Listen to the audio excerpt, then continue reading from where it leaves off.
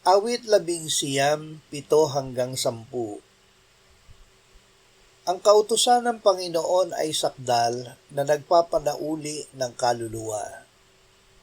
Ang patotoo ng Panginoon ay tiyak na nagpapatalino sa kulang sa kaalaman.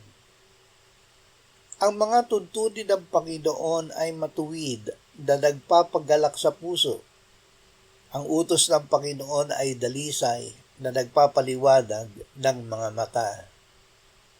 Ang pagkatakot sa Panginoon ay malinis na nananatili magpakailanman.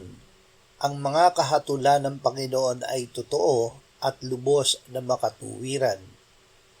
Higit na dapat silang naisin kaysa ginto, lalong higit kaysa maraming dalisay na ginto.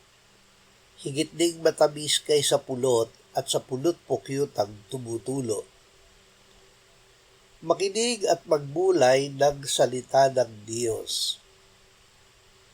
Ang pag-aayuno ay hindi pagpapakagutom lamang. Ito ay ginagawa kasama ang pananalangin at pagbubulay ng salita ng Diyos.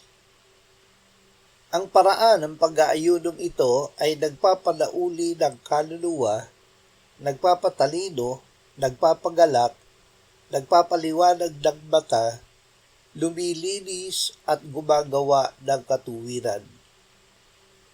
Ang pisikal na gutom ay hindi nararamdaman dahil sa pagbubulay ng salita ng Diyos ay nalalasahan natin na ito ay higit na matamis kaysa pulot at sa pulot pukyut ang tumutulo.